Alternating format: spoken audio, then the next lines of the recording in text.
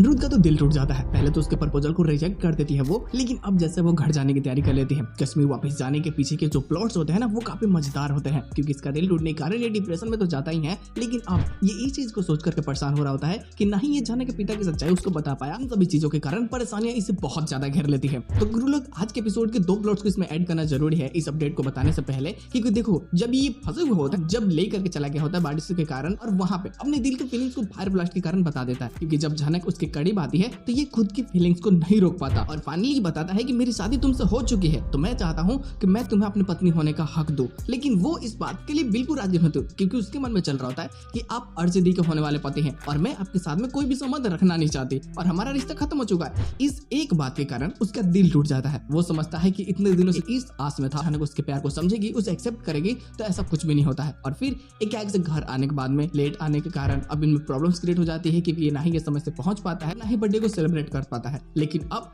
अगले दिन की जो पार्टी होने वाली होते हैं ना, तो अब झनक को यहाँ से जाना होता है। और अब इस चीज के कारण जब उसे पता चलता है झनक जाने वाली है, इसकी फीलिंग्स को बिना एक्सेप्ट किए हुए ये सोचता है कि मेरे से ज्यादा बुरा इंसान इस दुनिया में कोई भी नहीं है। मैंने झनक के साथ में कितना गलत किया, ताकि सच्चाई उससे छिपा रखी है। उसकी माँ की चिट्ठी जो मेरे पास में है मैंने उसको अभी तक दी नहीं है। तो इन सभी के कारण ये डिप्रेशन में धीरे धीरे जा रहा होता है। हालांकि घर वालों को इस चीज के बारे में बहुत जल्दी ही पता चल जाती है कि अब अनिरुद्ध की हालत धीरे धीरे और ज्यादा ही खराब हो रही है और झनक कश्मीर चली जाती है। तो फिर क्या से क्या हो जाएगा, तो उससे हो सकता है कि भाई एग्जाम के बीच से उठा करके लेकर आए, या फिर कह लो कि वो एग्जाम दे ही नहीं पाएगी, कुछ छोटे मोटे लीव के कारण इसको हटा दिया जाएगा। प्लॉट के ऊपर भी खतरा ही मंडरा रहा है, क्योंकि झनक का एक बार जाना इस घर में तुरंत शादी अनिरुद्ध और अर्शी की हो जाएगी और इस चीज को कंफर्म करना कोई बड़ी बात नहीं है, तो बहुत पहले के ही प्लॉट्स है और ऐसा होना लाजमी है। और अब अनिरुद्ध के सामने कोई दूसरा ऑप्शन नहीं है कि वो झनक को वापस ला सकता है या नहीं ला सकता। अब ये भी इसके हाथ में नहीं है, क्योंकि पहली बार तो वो बस अपनी जिम्मेदारियों को लेकर के यहाँ पे आया था और अब तो कोई रिश्ता भी नहीं है और क्या करे। और झनक तो इसको अपना मान भी नहीं रही है। धीरे धीरे इसकी हेल्थ खराब होने लगती है और फिर झनक को वापस बुलाया जाता है